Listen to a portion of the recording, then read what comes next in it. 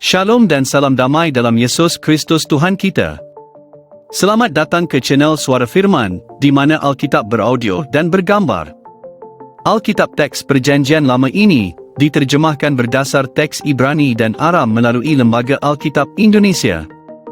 Mari subscribe dan like channel ini agar terus berkembang dan memuliakan Tuhan. Amin. Kitab Bilangan bab 10 hingga 12. Semboyan Nafiri. Tuhan berfirman kepada Musa, "Buatlah 2 nafiri dari perak tempaan harus kau buat itu, supaya dipergunakan untuk memanggil umat Israel dan untuk menyuruh laskar-laskarnya berangkat. Apabila kedua nafiri itu ditiup, segenap umat itu harus berkumpul kepadamu di depan pintu kemah pertemuan. Jikalau hanya satu saja ditiup, maka para pemimpin, para kepala pasukan Israel harus berkumpul kepadamu.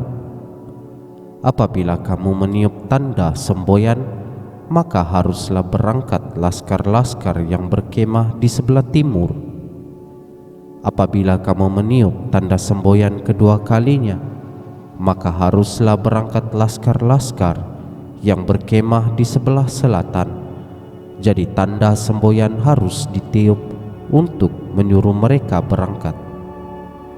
Tetapi untuk menyuruh jemaah itu berkumpul, kamu harus meniup saja tanpa memberi tanda semboyan. Nafiri-nafiri itu harus ditiup oleh anak-anak Imam Harun. Itulah yang harus menjadi ketetapan untuk selama-lamanya bagimu turun-temurun. Dan apabila kamu maju berperang di negerimu melawan musuh yang menyesakkan kamu, kamu harus memberi tanda semboyan dengan nafiri, supaya kamu diingat di hadapan Tuhan Allahmu dan diselamatkan daripada musuhmu. Juga pada hari-hari kamu bersukaria, pada perayaan-perayaanmu, dan pada bulan-bulan barumu, haruslah kamu meniup nafiri itu pada waktu mempersembahkan korban-korban bakaranmu dan korban keselamatanmu. Maksudnya, supaya kamu diingat di hadapan Allahmu. Akulah Tuhan Allahmu." Berangkat dari Gunung Sinai. Pada tahun yang kedua, pada bulan yang kedua, pada tanggal 20 bulan itu, naiklah awan itu dari atas kemah suci, tempat hukum Allah. Lalu berangkatlah orang Israel dari padang gurun Sinai menurut aturan keberangkatan mereka. Kemudian diamlah awan itu di padang gurun Paran. Itulah pertama kali mereka berangkat menurut titah Tuhan dengan perantaraan Musa. Terdahulu berangkatlah laskar yang di bawah panji-panji Bani Yehuda menurut pasukan mereka. Yang mengepalai laskar itu ialah Nahason bin Aminadab. Yang mengepalai laskar suku Bani Zebulon ialah Eliab bin Helon. Sesudah itu kemah suci dibongkar, dan berangkatlah Bani Gerson dan Bani Merari yang mengangkat kemah suci itu. Kemudian berangkatlah laskar yang di bawah panji-panji Ruben menurut pasukan mereka. Yang mengepalai laskar itu ialah Elizur bin Shediur. Yang mengepalai laskar suku Bani Simeon ialah Selumiel bin Zuris Yadai. Yang mengepalai laskar suku Bani Gad ialah Eliasaf bin Refuel. Sesudah itu berangkatlah orang Kehat yang mengangkat barang-barang tempat kudus. Kemah suci sudah dipasang sebelum mereka datang. Kemudian berangkatlah laskar yang di bawah panji-panji Bani Efraim menurut pasukan mereka. Yang mengepalai laskar itu ialah Elisama bin Amihud. Yang mengepalai laskar suku Bani Manasye ialah Gamaliel bin Pedazur. Yang mengepalai laskar suku Bani Benyamin ialah Abidan bin Gideoni. Sebagai barisan penutup semua laskar itu berangkatlah laskar yang di bawah panji-panji Bani Dan menurut pasukan mereka. Yang mengepalai laskar itu ialah Ahiezer bin Amishyadai. Yang mengepalai laskar suku Bani Asher ialah Pagiel bin Okran. Yang mengepalai laskar suku Bani Naftali ialah Ahira bin Enan. Itulah aturan keberangkatan orang Israel menurut pasukan mereka ketika mereka berangkat. Lalu berkatalah Musa kepada Hobab anak Rehuel orang Midian, mertua Musa, "Kami berangkat ke tempat yang dimaksud Tuhan ketika Ia berfirman, 'Aku akan memberikannya kepadamu.' Sebab itu ikutlah bersama-sama dengan kami, maka kami akan berbuat baik kepadamu. Sebab Tuhan telah menjanjikan yang baik tentang Israel." Tetapi jawabnya kepada Musa, "Aku tidak ikut, melainkan aku hendak pergi ke negeriku dan kepada sanak saudaraku." Kata Musa, "Janganlah kiranya tinggalkan kami, sebab engkaulah yang tahu bagaimana kami berkemah di padang gurun, maka engkau dapat menjadi penunjuk jalan bagi kami. Jika engkau ikut bersama-sama dengan kami, maka kebaikan yang akan dilakukan Tuhan kepada kami akan kami lakukan juga kepadamu." Lalu berangkatlah mereka dari gunung Tuhan dan berjalan 3 hari perjalanan jauhnya, sedang tabut perjanjian Tuhan berangkat di depan mereka dan berjalan 3 hari perjalanan jauhnya untuk mencari tempat perhentian bagi mereka. Dan awan Tuhan ada di atas mereka pada siang hari apabila mereka berangkat dari tempat perkemahan.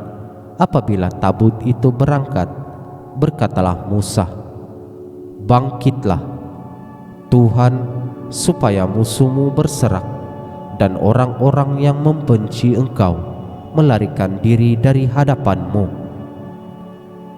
Dan apabila tabut itu berhenti, berkatalah ia, "Kembalilah Tuhan kepada umat Israel yang beribu-ribu laksa ini." Api Tuhan. Pada suatu kali bangsa itu bersungut-sungut di hadapan Tuhan tentang nasib buruk mereka, dan ketika Tuhan mendengarnya, bangkitlah murkanya. Kemudian menyalalah api Tuhan di antara mereka dan merajalela di tempat perkemahan.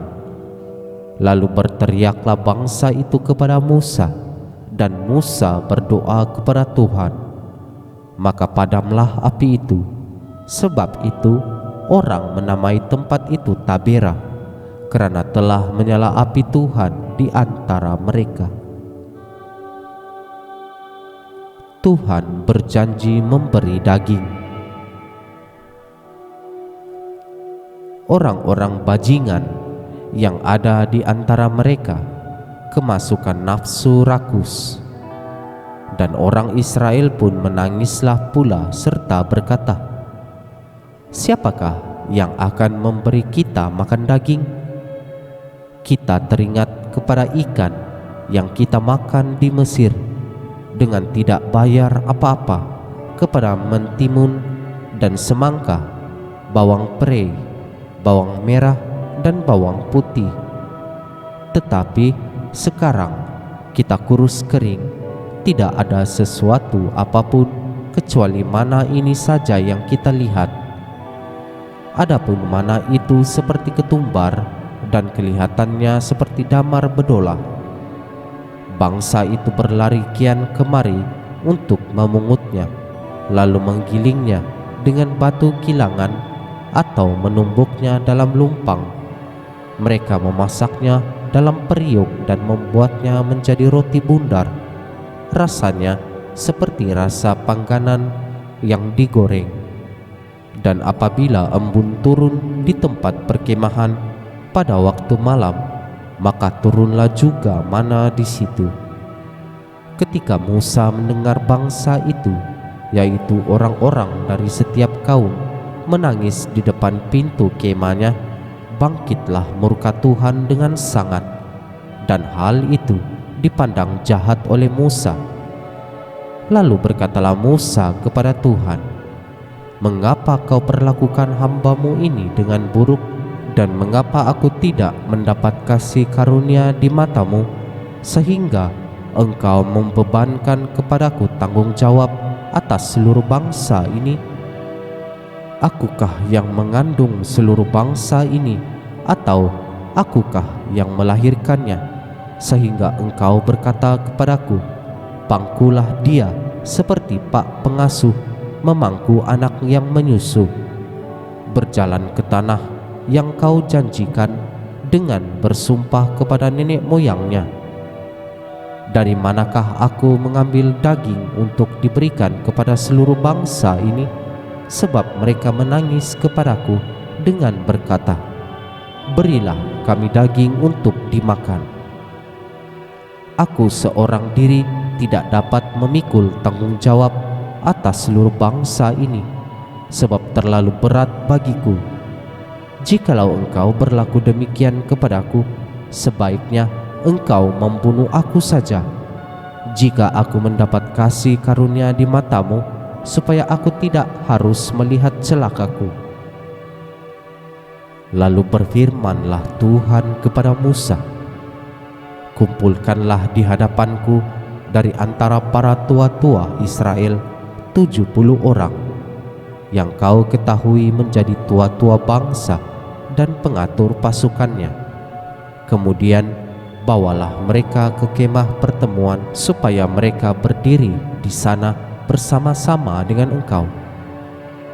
Maka aku akan turun dan berbicara dengan engkau di sana, lalu sebagian dari roh yang hinggap padamu itu akan kuambil dan kutaruh atas mereka.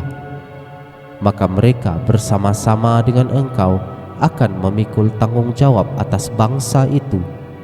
Jadi tidak usah lagi engkau seorang diri memikulnya, tetapi kepada bangsa itu haruslah kau katakan, kuduskanlah dirimu untuk besok, maka kamu akan makan daging, sebab kamu telah menangis di hadapan Tuhan dengan berkata, siapakah yang akan memberi kami makan daging?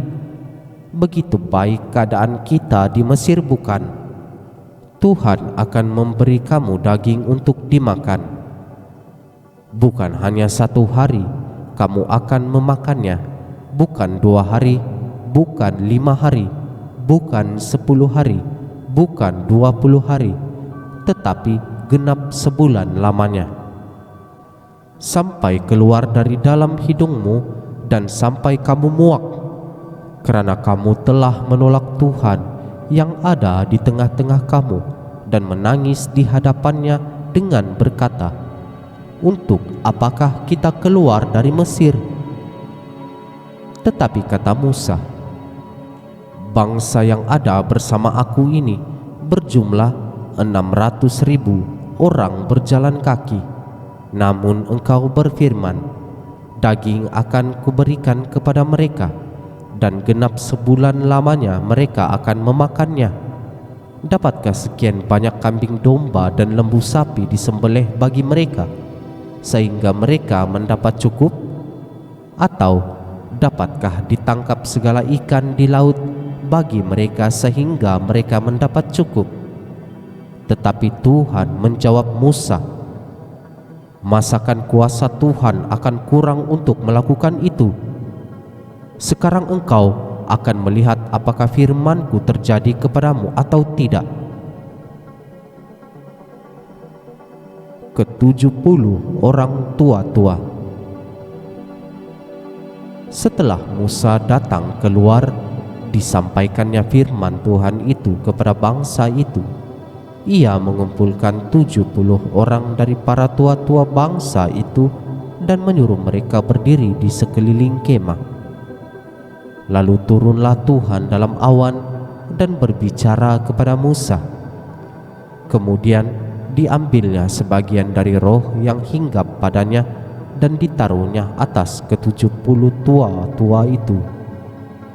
Ketika roh itu hinggap kepada mereka, kepenuhanlah mereka seperti nabi, tetapi sesudah itu tidak lagi. Masih ada 2 orang tinggal di tempat perkemahan, yang seorang bernama Eldad, yang lain bernama Medad. Ketika roh itu hinggap pada mereka, mereka itu termasuk orang-orang yang dicatat, tetapi tidak turut pergi ke kemah. Maka kepenuhanlah mereka seperti nabi di tempat perkemahan. Lalu berlarilah seorang muda memberitahukan kepada Musa, Eldad dan Medad kepenuhan seperti nabi di tempat perkemahan. Maka menjawablah Yeshua bin Nun, yang sejak mudanya menjadi abdi Musa, Tuanku Musa, cegahlah mereka. Tetapi Musa berkata kepadanya, apakah engkau begitu giat mendukung diriku? Kalau seluruh umat Tuhan menjadi nabi, oleh kerana Tuhan memberi rohnya hinggap kepada mereka.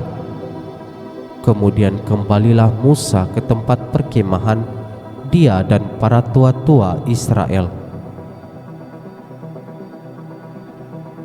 Burung puyuh. Lalu bertiuplah angin yang dari Tuhan asalnya. Dibawanyalah burung-burung puyuh dari sebelah laut dan dihamburkannya ke atas tempat perkemahan dan di sekelilingnya, kira-kira sehari perjalanan jauhnya ke segala penjuru dan kira-kira 2 hasta tingginya dari atas muka bumi. Lalu sepanjang hari dan sepanjang malam itu dan sepanjang hari esoknya, bangkitlah bangsa itu mengumpulkan burung-burung puyuh itu. Setiap orang sedikit-dikitnya mengumpulkan 10 homer. Kemudian mereka menyebarkannya lebar-lebar sekeliling tempat perkemahan. Selagi daging itu ada di mulut mereka sebelum dikunyah, maka bangkitlah murka Tuhan terhadap bangsa itu, dan Tuhan memukul bangsa itu dengan suatu tulah yang sangat besar. Sebab itu dinamailah tempat itu Kibrot Ta'awa, kerana di sanalah dikuburkan orang-orang yang bernafsu rakus. Dari Kibrot Ta'awa berangkatlah bangsa itu ke Hazerot, dan mereka tinggal di situ. Pemberontakan Miriam dan Harun. Miriam serta Harun mengatai Musa berkenaan dengan perempuan Kush yang diambilnya, sebab memang ia telah mengambil seorang perempuan Kush. Kata mereka, sungguhkah Tuhan berfirman dengan perantaraan Musa saja? Bukankah dengan perantaraan kita juga ia berfirman? Dan kedengaranlah hal itu kepada Tuhan. Adapun Musa, ialah seorang yang sangat lembut hatinya, lebih dari setiap manusia yang di atas muka bumi. Lalu berfirmanlah Tuhan dengan tiba-tiba kepada Musa, Harun dan Miriam, keluarlah kamu bertiga ke kemah pertemuan. Maka keluarlah mereka bertiga. Lalu turunlah Tuhan dalam tiang awan dan berdiri di pintu kemah itu, lalu memanggil Harun dan Miriam, maka tampillah mereka keduanya. Lalu berfirmanlah ia, dengan firmanku ini, jika di antara kamu ada seorang nabi, maka aku, Tuhan, menyatakan diriku kepadanya dalam penglihatan. Aku berbicara dengan dia dalam mimpi. Bukan demikian hambaku Musa, seorang yang setia dalam segenap rumahku. Berhadap-hadapan aku berbicara dengan dia, terus terang, bukan dengan teka-teki, dan ia memandang rupa Tuhan. Mengapakah kamu tidak takut mengatai hambaku Musa? Sebab itu bangkitlah murka Tuhan terhadap mereka, lalu pergilah ia. Dan ketika awan telah naik dari atas kemah, maka tampaklah Miriam kena kusta, putih seperti salju. Ketika Harun berpaling kepada Miriam, maka dilihatnya bahwa dia kena kusta. Lalu kata Harun kepada Musa, "Ah, tuanku, janganlah kiranya timpakan kepada kami dosa ini yang kami perbuat dalam kebodohan kami. Janganlah kiranya dibiarkan dia sebagai anak gugur yang pada waktu keluar dari kandungan ibunya sudah setengah busuk dagingnya." Lalu berserulah Musa kepada Tuhan, "Ya Allah, sembuhkanlah kiranya dia." Kemudian berfirmanlah Tuhan kepada Musa, "Sekiranya ayahnya meludahi mukanya, tidakkah ia mendapat malu selama 7 hari? Biarlah dia selama 7 hari dikucilkan keluar tempat perkemahan, kemudian bolehlah ia diterima kembali." Jadi dikucilkanlah Miriam keluar tempat perkemahan 7 hari lamanya, dan bangsa itu tidak berangkat sebelum Miriam diterima kembali. Kemudian berangkatlah mereka dari Hezerot dan berkemah di padang gurun Paran. Demikianlah sabda Tuhan.